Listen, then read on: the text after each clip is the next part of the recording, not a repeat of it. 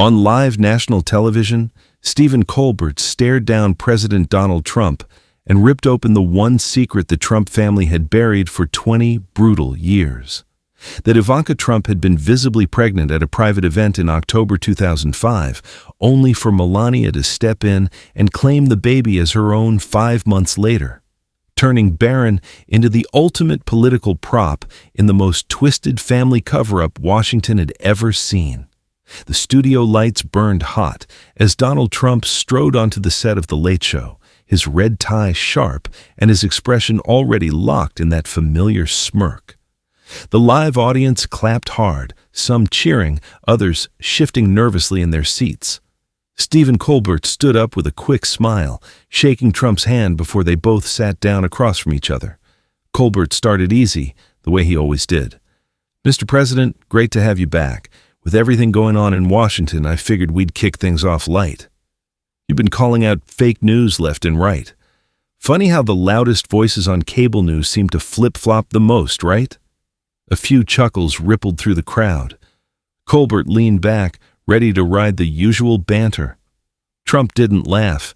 He didn't even crack a smile. He leaned forward, eyes narrowing, and cut right in. "You pretend to be smart on TV, Steve, but everyone knows you're just a puppet who never had a real job outside a studio." The audience fell silent. A few gasps cut through the sudden quiet. Colbert's face stayed calm, but his eyes sharpened. He didn't fire back with a joke. Instead, a slow, cold smile spread across his face. "If you think I'm just a puppet, Mr. President," Colbert said, his voice steady and low, "then tonight I'll show you the strings that have been pulling you for 20 years. The room went dead silent. Trump stared at him for a beat, then let out a short, mocking laugh. "Go ahead, Steve, try it. Let's see what you've got." He waved his hand like he was brushing away a fly, but his shoulders had tensed up. Colbert nodded once, then turned slightly toward the big screen behind them. "All right, let's start with something simple."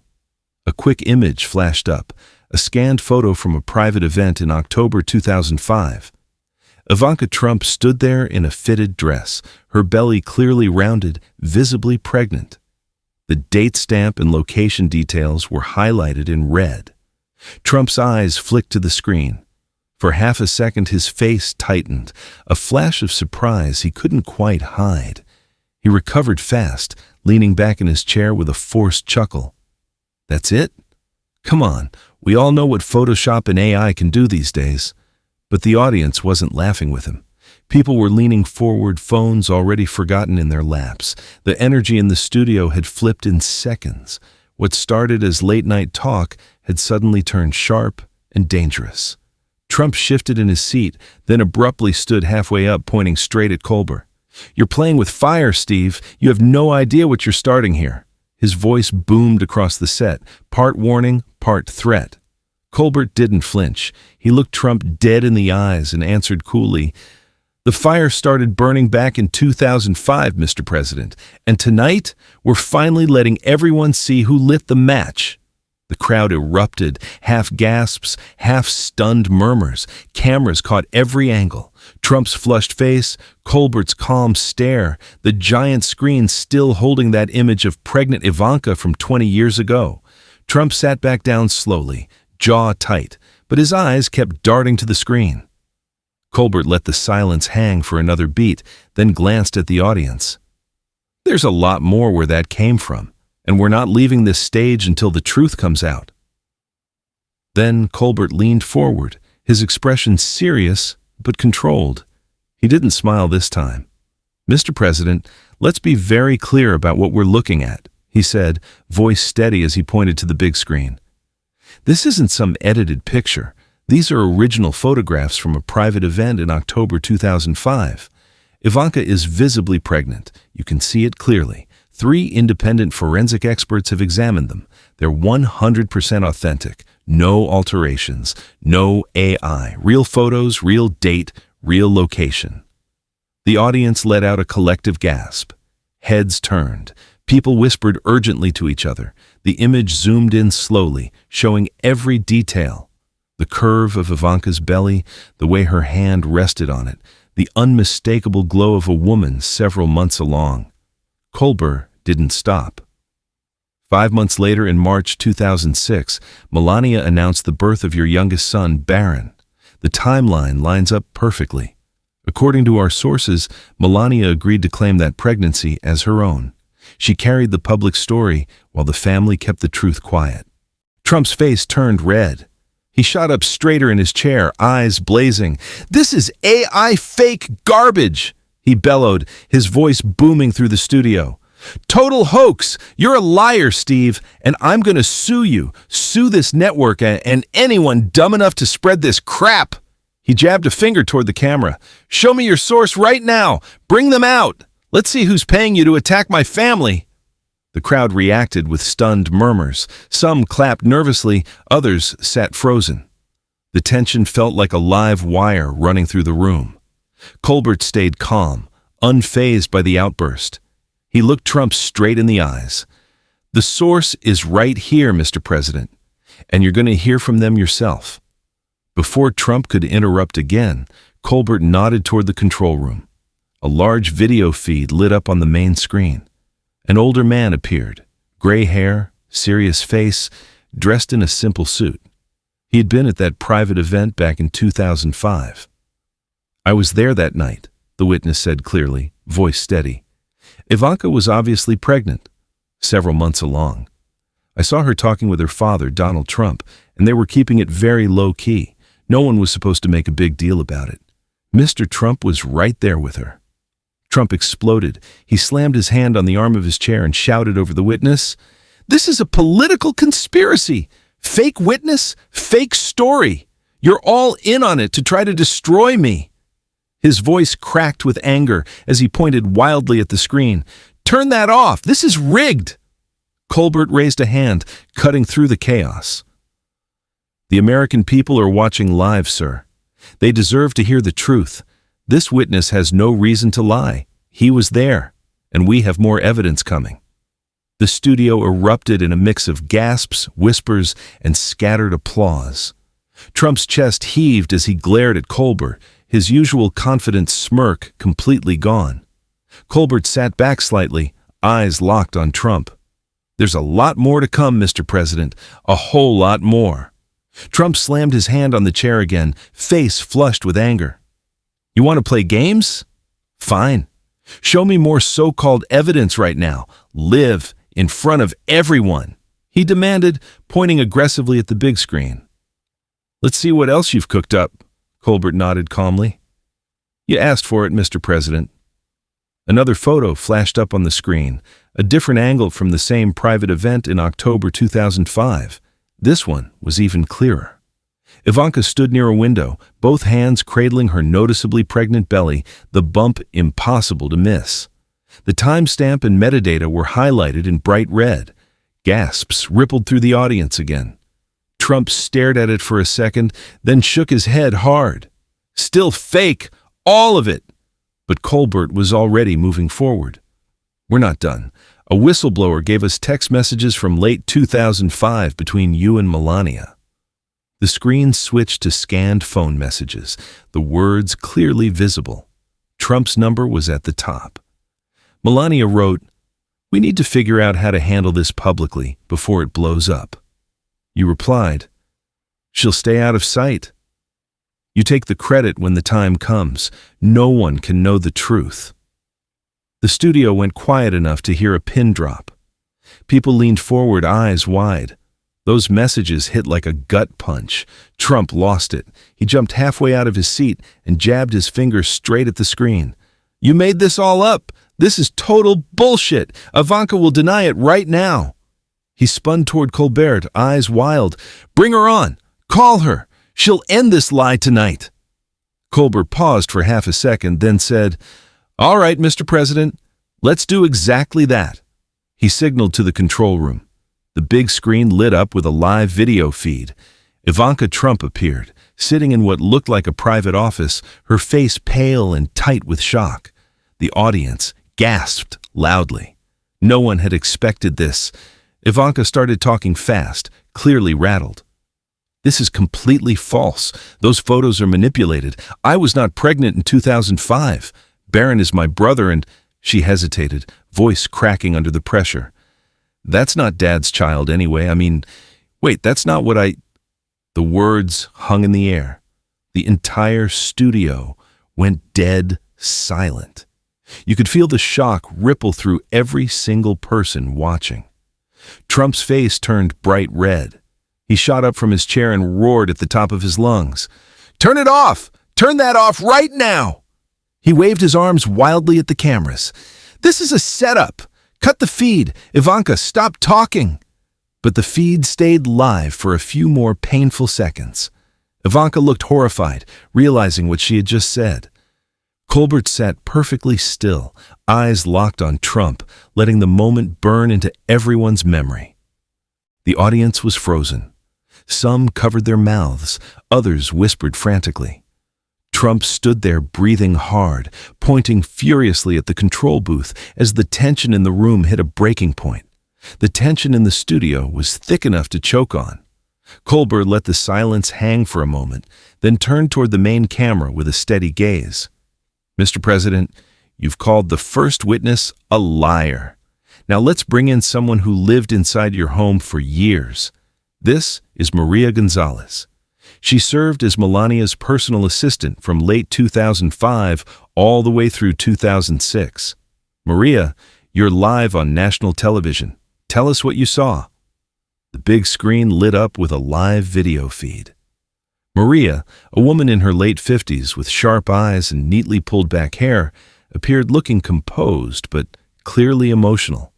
She took a deep breath and began speaking directly into the camera. "I worked directly with Mrs. Trump every single day during that time," Maria said, her voice clear and steady. "In October 2005, right after that private event, Melania pulled me aside in the residence. She was upset. She told me Ivanka was pregnant and that the family had made a decision. Melania agreed to pretend the baby was hers. She would wear the maternity clothes, do the interviews, and handle all the public appearances. Mr. Trump gave the order himself. Absolute silence. No talking to anyone. If any staff member leaked even one word, they would be fired immediately and destroyed. Those were his exact words. The audience erupted in a wave of shocked gasps and murmurs. Several people covered their mouths. A low buzz of whispers spread through the seats as people turned to each other in disbelief. Maria kept going, leaning slightly closer to her camera. "I helped Melania with the fake pregnancy announcements.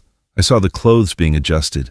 When Barron was born in March 2006, we all had to act like it was completely normal. Melania cried sometimes at night because she felt trapped, but she did it to protect the family name." Mr. Trump made it very clear.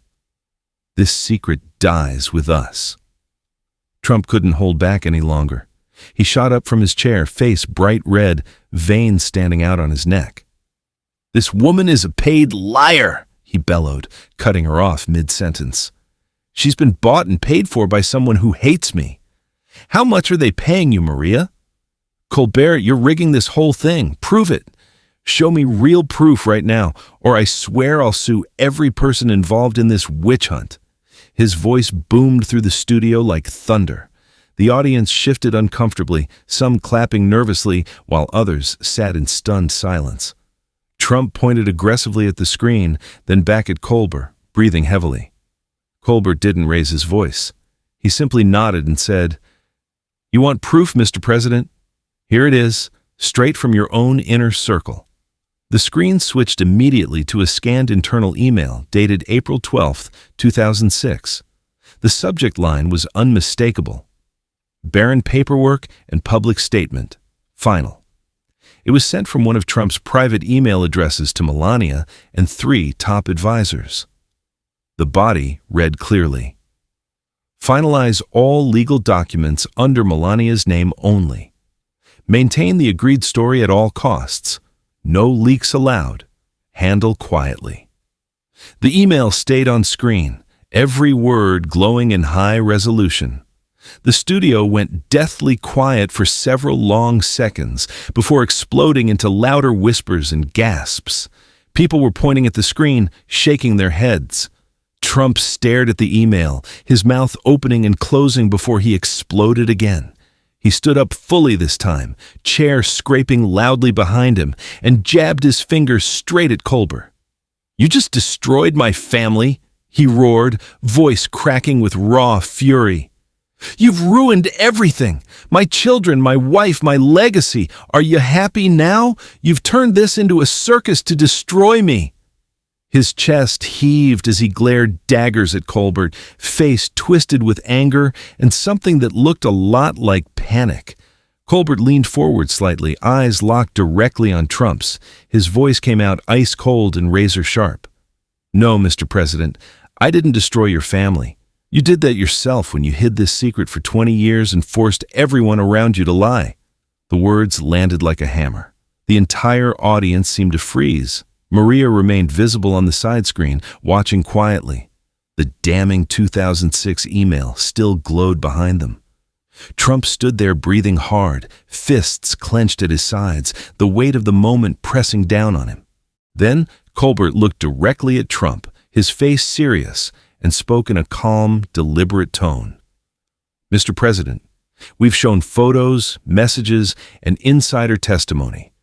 Now, here's the final piece of evidence." The main screen lit up with scanned medical documents. "This is from Dr. Robert Klein, your family's longtime physician in 2005 and 2006. He has provided DNA test results and medical records.